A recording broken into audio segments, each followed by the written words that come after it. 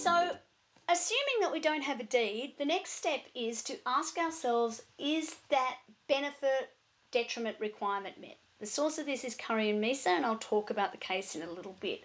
But that actually requires us to understand what a promise is.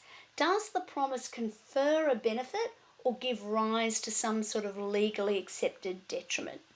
Is there something real in the exchange?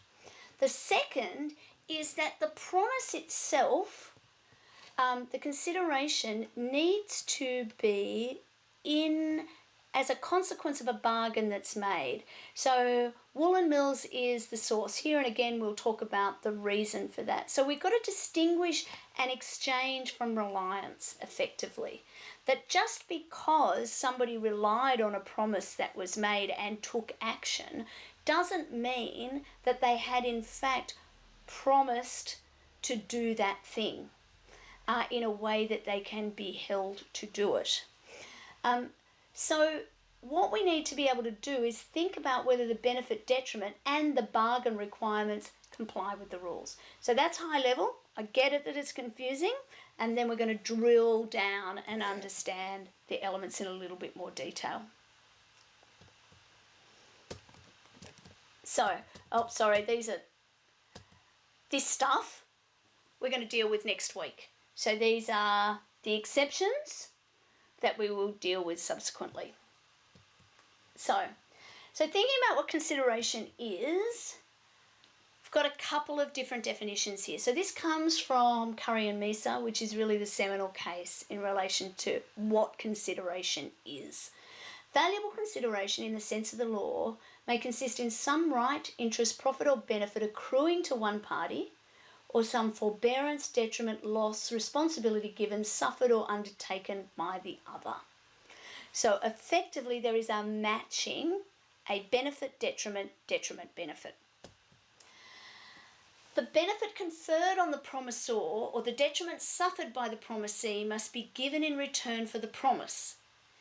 It is the agreed price of the promise. It's not enough just to suffer a detriment in reliance on the fact that a promise is made.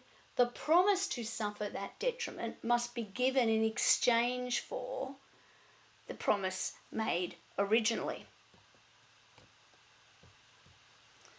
So actually that was the quiz that we've already done.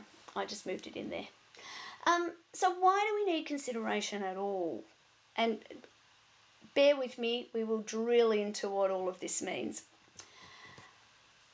Look, actually I'll give a couple of questions here. I've got a couple of different options here, but I'd be really interested to have this as a discussion if anybody's brave enough. Why do you think that we need to have consideration? Do you think we need to have consideration? What's the point of it?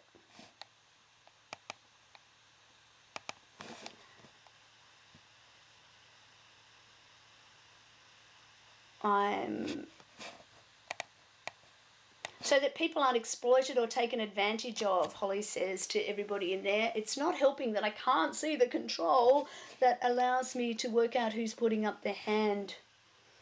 In fact, I'm just going to stop sharing for a second so that I can actually see that. Let's see you, because I think that will be easier. No, I just want to stop share, not new share. So what do we think? Here, there's my participants menu. Anybody want to put up their hand and share some ideas here? Can you think of a reason that we would want to have an exchange of some sort as a prerequisite in order to make an arrangement binding?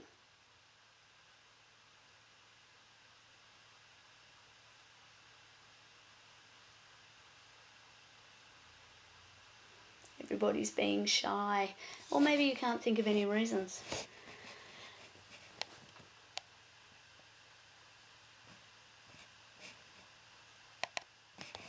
I'll go back and share again. Most pragmatic reason. Oh, sorry, I'm seeing you putting them in here. Beautiful. Oh, where's it gone? Into the chat. Let me just pull the chat up.